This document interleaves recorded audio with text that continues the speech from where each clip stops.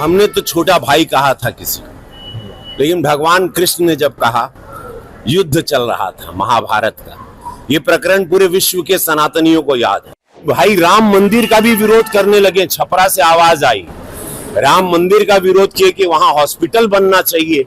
जहां सनातन के विरोध में कोनो बात भई, जहां हिंदू विरोधी, हमारी आस्था हमारी माँ है, माँ जानकी माँ है।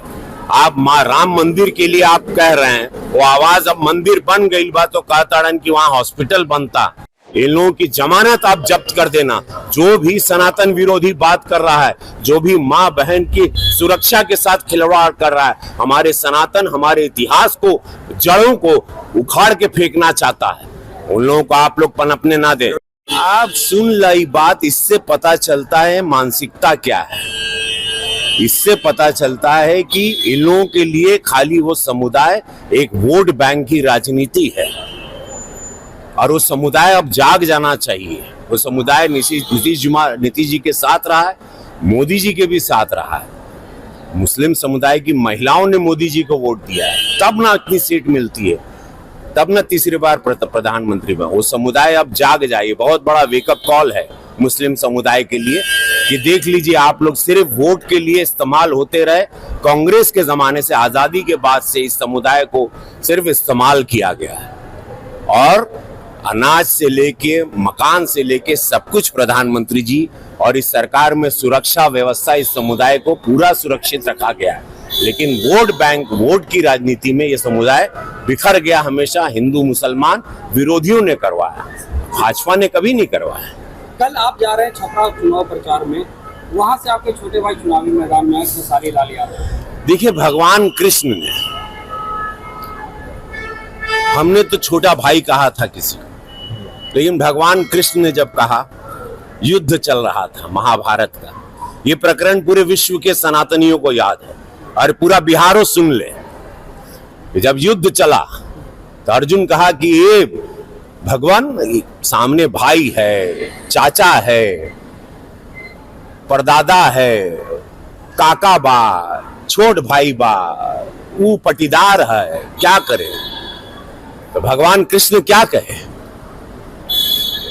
जब पटीदार, चाचा, काका, भाई, बहन जो भी तुम्हारे समक्ष है युद्ध में, वो अधर्मी हो गया, वो सनातन के खिलाफ हो गया, वो स्वार्थ में चला गया, तब चूको मत, बाण चलेगा।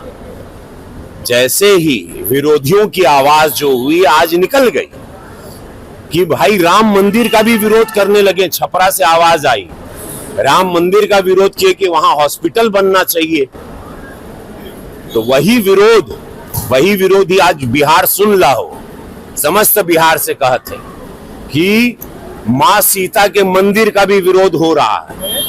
यही विरोध, यही पार्टी, यही विरोधी चेहरे यूपी में भी किए, लेकिन मोदी जी, योगी जी कड़क वहां खड़े रहे, पूरा सनातन धर्म खड़ा रहा। माननीय सुप्रीम कोर्ट ने सब कुछ पक्ष को देखा, और वहां भव्य मंदिर 500 साल बाद बना। अब मां जानकी का मंदिर भव्य बनने जा रहा है। ये विरोधी यहां भी मुंह उठा रहे हैं, जितने एनडीए के विरोधी हैं। तो मैं आप लोगों को सचेत कर देना चाहता हूं, इन लोगों की जमानत जब्त कर देना। जहां सनातन के विरोध में कोनो बात भई, जहां हिंदू विरोधी, हमारी आस्था हमारी माँ है, माँ जानकी माँ है। आप माँ राम मंदिर के लिए आप कह रहे हैं, वो आवाज अब मंदिर बन गई बा तो कहताड़न कि वहां हॉस्पिटल बनता, तो वहां लोग इलाज कराते हर समुदाय के लिए, ये बात कर रहे हैं। और मतलब उससे पता चलता है ये लोग क्या थे पहले। भोजपुरी सिनेमा को, भोजपुरी में काम करके, हिंदुत्व का नाम लेके सब कुछ किए, कमाए खाए, आज भोजपुरी इंडस्ट्री बंद हो गया। भोजपुरी इंडस्ट्री जो हम राष्ट्रीय पुरस्कार दिलवा के चले थे, इन लोगों को मशाल दिए थे, और हम थोड़ा सदन में गए, हम सदन में क्या चले गए, इन लोगों ने भोजपुरी को भेज दिया। इन लोगों से पूछना चाहिए भोजपुरी इंडस्ट्री क्यों बंद हो गई, क्यों काम बंद हो गया, कि जहां मेरी फिल्में उसी छपरा या पूरे बिहार में सिल्वर जुबली होती थी, वहां आज एक दर्शक नहीं है। उसका कारण कौन है?